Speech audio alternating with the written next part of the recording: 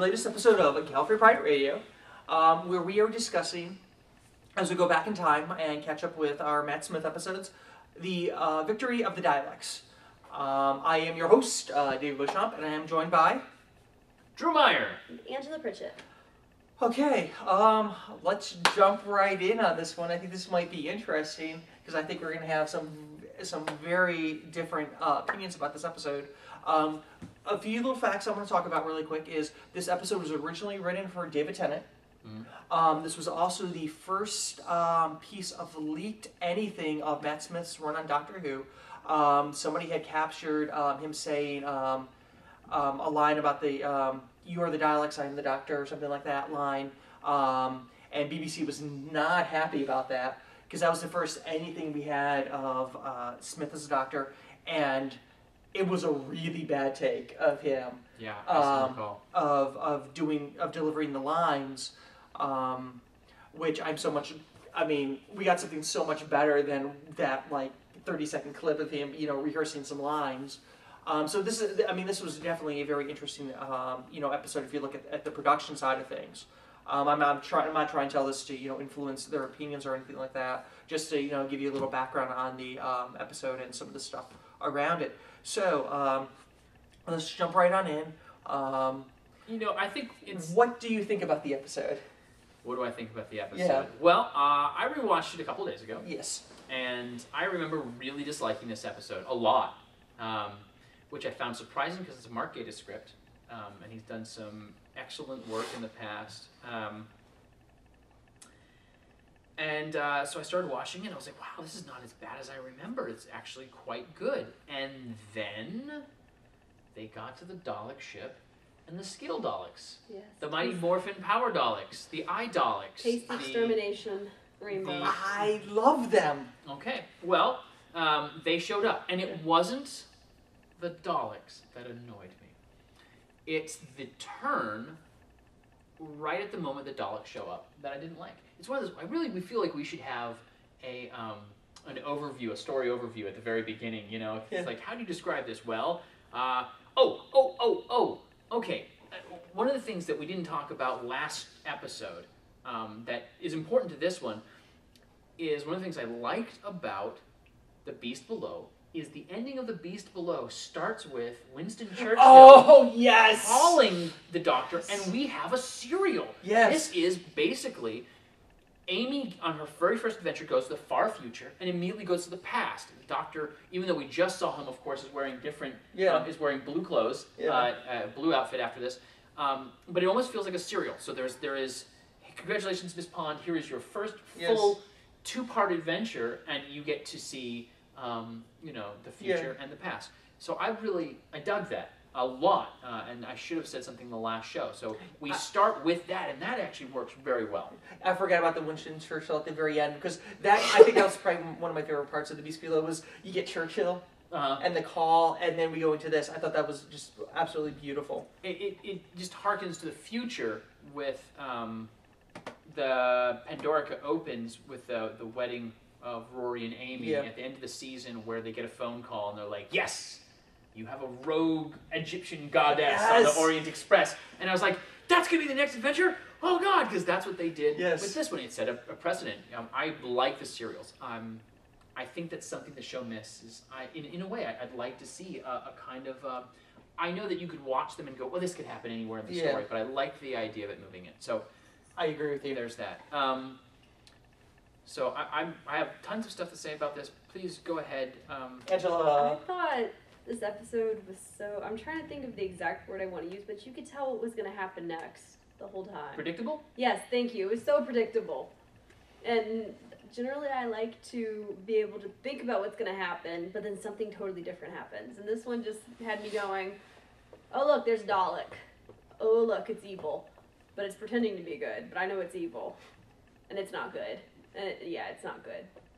And there it is, not being good. Now it's not being good. Now the Doctor's fighting him. Now the Doctor's on the Dalek ship. Oh, hey, wait, colored Daleks? What? But no, it's not the colored Daleks. They were pretty. But it was the way they came in. I thought it just... The new Dalek paradise. I don't know. It looked like there was a Dalek commercial instead of new Daleks. Try the new 2010 Yeah, Dalek. it was like a Kia Soul commercial, but with Daleks. Oh, they do look like they would have been made by Kia. Yeah. Absolutely. I didn't think about that. So, yeah, you know, Koreans are making the Daleks, it seems. Well, here's the thing. I'd like to talk about things I liked about this episode, because it's very easy to talk about things I disliked. I did like it. I loved the whole like World War II feel and all that. That was really cool. And Ian McNeice does a great job as Churchill. Yes, he does a great job. It's fantastic. I never really met Churchill. And the fact that Amy's just like, you're with Churchill. Yeah. Holy cow! I learned about you in school. Right. Well, and she's all excited and all that. So I liked that, but just. I don't know, it was so predictable. And I don't like that with my Doctor Who. Doctor Who's supposed to surprise me and make me go, what? No, what? But. And he didn't do that. The whole time I was calling what was going to happen. And most of the time I can sit there and call what's going to happen, but not from the beginning. Right. I have to watch at least 5 minutes of it to understand what's going to happen. And right there, I was like, no, bad Dalek. Well... The only good Dalek is a Jenna Louise Coleman Dalek, so, that's how that works. Souffle. It's a souffle Dalek. Okay, so I like McNeice. I like meeting a historical character that had some relevance to the British audience. I have a slight obsession with Doctor Who episodes that look at the Blitz. I find that to be fascinating. Obviously, it's an incredibly traumatic time with reason for the British people. Anything involving World War I and World War II, Doctor Who could just be stories that happened during those two time periods. And I would be, well, I wouldn't be okay, but they are some of the best Doctor Who stories, because it's such a traumatic time that just setting it in that time period, automatically, there's some gravitas to it. I like the ideas of the Daleks being sneaky instead of just being overtly weird. I like reintroducing Amy. And again, you have to go into this thinking that this was Stephen Moffat. This is many people's first introduction to Doctor Who. This is not just a reboot of Doctor Who with a Doctor. This is a reboot of Doctor Who with an entirely different mindset for expansion into different international audiences. And so you've got, he travels to the future. Weird and wacky things happen. You travel to the past. Weird and wacky things happened. You have a character that people recognize. The Daleks, here we have this main enemy. Admittedly, I was a little annoyed that the Daleks survived yet again. How did you survive? We did this wibbly stuff, and now we're here, and there's just 3 of us, and we're low on power, and if you just didn't show up, we would be fine. I thought Braswell being a robot was actually really awesome. They did not need to make a Braswell action figure. I've mentioned brass action figures in 3 episodes in a row. I don't even own that many action figures. I really don't. But I'm still trying to look at it from a marketing... Doctor Who does make some of the weirdest action figures. Well, it's like I've got a Arlen O'Hanlon figure, mainly because he was on Father Ted, but yet I have Father Dougal McGuire in a cat outfit. I have that figure, and I love that figure. But yeah, it does. You can... Kids, recreate your favorite moments. It's Cassandra. She's a flat piece of flesh. Look, there she is without her flat piece of flesh. It's Cassandra destroyed. They actually marketed the same figure without the figure and charged the same price. It's a sad world, anyway. So there's a lot of things I liked about it. It's when they get to the ship. I've mentioned this with the Dalek progenitor, whatever the machine was, that they couldn't open without proving that they were Daleks, because they were was it the Cult of Skaro? Yeah. They were the Cult of Skaro. They couldn't prove who they were. They required that they tricked the Doctor. That's cool. I thought that was really neat. It's Bracewell is a bomb. We can suddenly retrofit World War II planes to go into space. That took the leap into the, no, you just don't have me anymore. That's what I didn't like about it. I think that felt really tacked on. I didn't like Braswell's the bomb. Yeah. That really bothered me because there was no point.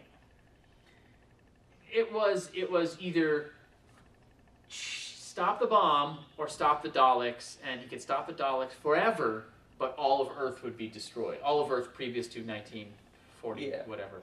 So tiny whiny ultimatums are kind of a bit odd. I get that, but other than that, it was pretty okay.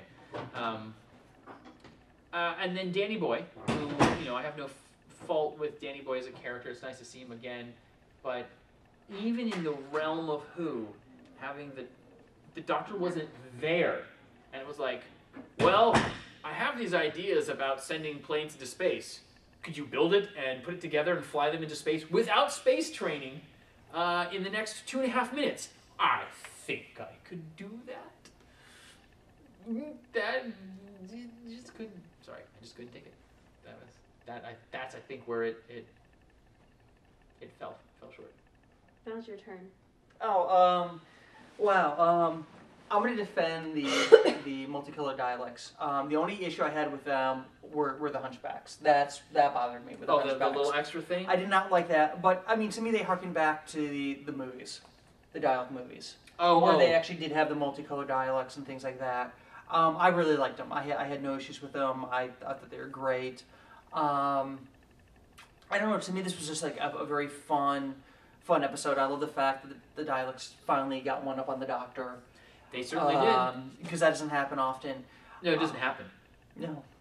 I mean, wait, no, I figured there might be once, but this might be the only second time that you can say that the Daleks won. Yeah, it was just really, it was nice to see. I'm wondering what the original script looked like before they, changed it for Smith and Amy Pond. And, looking back at it, if I was looking at it from before I knew what was going on for the rest of the season, it was also our first big hint of what was going on. Amy didn't remember the Daleks. Right. Yeah, that was... If you look at it in the grand scope of all the episodes, especially, where we didn't know, all we knew the villain was going to be in every episode. It was just really interesting. You mean the crack? Yeah, I think that they never actually ever came. Actually. Oh, you say when you read the spoilers? Well, no, we didn't. No, back in the day, we just knew that the villain was supposed to be in every episode, and that was our first big hint that there's something major going on. Amy doesn't remember the Daleks. But still, we didn't put two and two together that maybe it was the crack. I mean, we knew the crack was appearing everywhere, and right. The thing is we still don't fully know what was behind the crack yet. I don't think. No. In fact, the Doctor and Amy did not see the crack until episodes 4 and 5. Exactly. I think episode 5 when they finally see it on the Byzantium. Yeah. So I'm still wondering if the crack still doesn't have significance in Moffat's run. I don't know about the crack, but just certainly the explosion. We still haven't covered that. Yeah, so. we still don't know who blew up the TARDIS, and I think the TARDIS blowing up was the result of the cracks. Caused the cracks. So I still think we're heading towards that 50th anniversary where we're finally going to get explanations for all this. Because Moffat, I hate to say it, is one of those guys that he weaves this great story, but he has to tell you everything when it's the right time. I don't even know if we'll see it for another year. We know we have Matt Smith for 5 years, and I think he knew when he signed on he had him for 5 years, so I think he created a five-year story arc, and we are only in technically year 3, so... But, did he know when he was going to lose Amy and Rory, though? No, but I don't think it matters. You don't think it matters? No. You think you could plug in any companion? Yeah, sure. I think, the Amy... God, we might see Amy again, who knows, but... No, I think Amy's part in that story is done. Yeah, no, I agree. But I think, the cracks still might have significance. I still don't know if we've... I really hope when we go back and we see the entire 5-year run, we'll be like, oh, wow, that was in the very first episode, in the 11th hour. There were like hints all along the way to where he wanted to take us, is what I'm hoping. And even, who knows, maybe even back in his episodes he was writing for Davies. I want us to go back and go like, wow, Moffat's an absolute genius. He had this thing planned out long before we ever could have thought. Well, I'd like to be able to say that. I really would, because that appeals to the storyteller in me. Yeah. I don't know if it necessarily makes great television, because if you do something like that and you introduce someone who's relatively new to the show, it could be a little problem for them. But it worked on Buffy. It worked on Babylon 5. I mean, it's worked in sci-fi before in the past. Well, you can, in your last episodes, you can harken back to stuff that happened in the first and write your last episodes to meet. And you can remember Buffy, a lot of the stuff that went on in the very early start of Buffy was written in season 6 and 7, and they didn't think they were getting past season 5. Different show.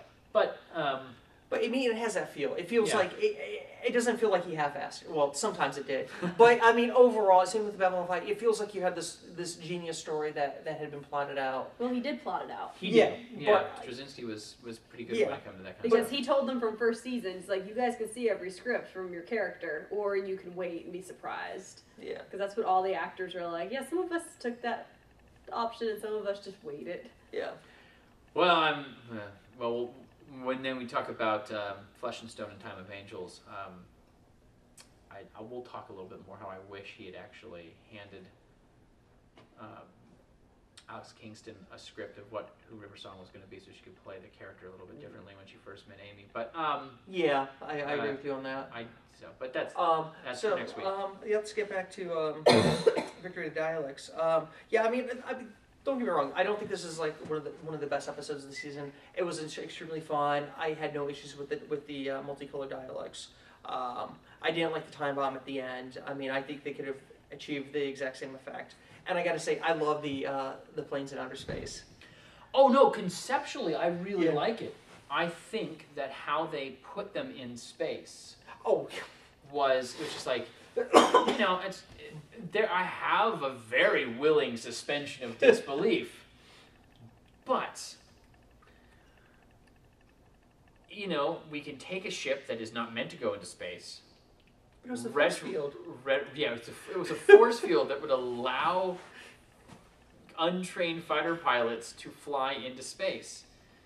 Now, if he had said, we've been working on Project Icarus, and Project Icarus says that we can actually send people in space, and we've had some, you know, meet Danny Boy and Steve. The three pilots all had names, and the only one I can remember is Danny Boy because he lived. Yes. And it's Mark Gatiss.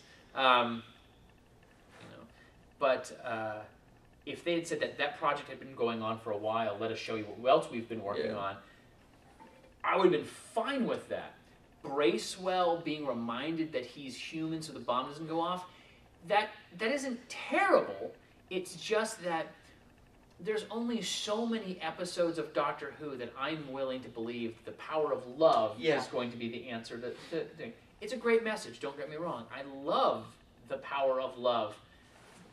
But there's only so far you can take it before you just kind of go, it's predictable. Yeah.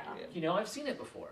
And I think... And I enjoyed this episode. I just thought it was way too predictable because I was calling what was happening left and right. Yeah.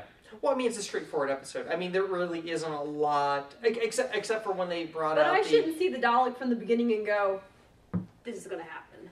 Well, I mean, it's a dialogue episode. I think the big surprise was the multicolored Daleks. Oh, I wasn't expecting that. I don't think anybody was expecting that.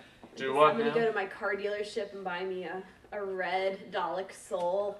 Yeah, it would be a red Dalek drone. Yeah. Well, okay, here's the thing. Like hamsters drive it and dance around it and everything.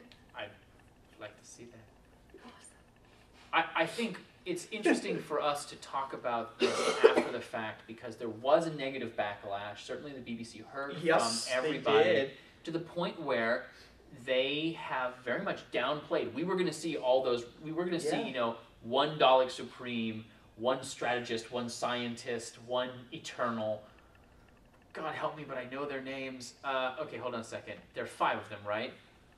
Yellow one was Eternal, blue one was strategist, orange one was scientist, white one was the Supreme, and the red one was the drone. Yeah.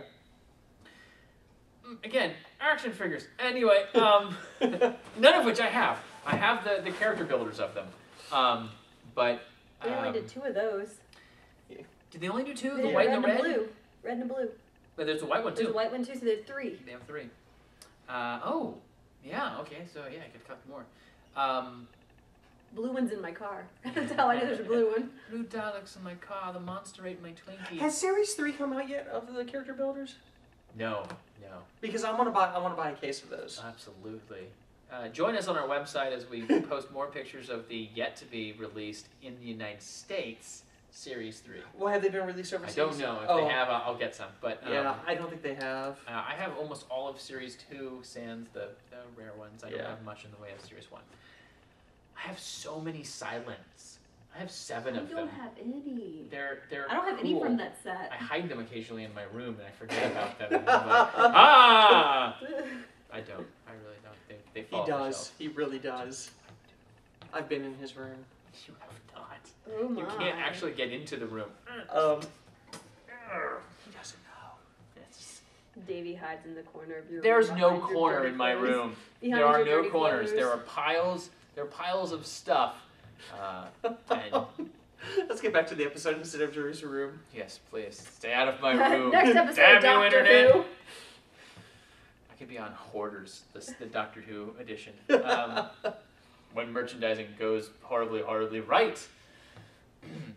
All right, so let's rate this. Yeah. Yes. Let's start with you. I'm really curious to see how many derpy charges you would give this. All right, I'm going to split the episode in 2. No, you gotta hold on. I'm going to give the first half of it a 4 because I really liked it. I'm going to give the second half of it 2, and I'm going to give the whole thing in its entirety a 3. Okay. You stop copying me. Oh my gosh. 3. Honestly, I think it's a solid 3 myself. Yeah. It's definitely a solid 3. If nothing else, it gave us Jammy Dodgers as a weapon of self-defense. Yes, the Jammy Dodger. So, was there anything else you would like to say about this episode in context for the whole season, or in context of anything?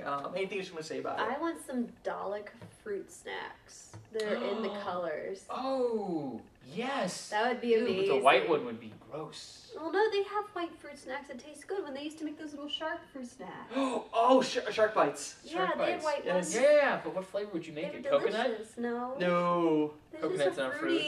Random fruity flavor. Yeah. No, I'm all in favor of that. I'm sure probably in the UK they have that. I think they do.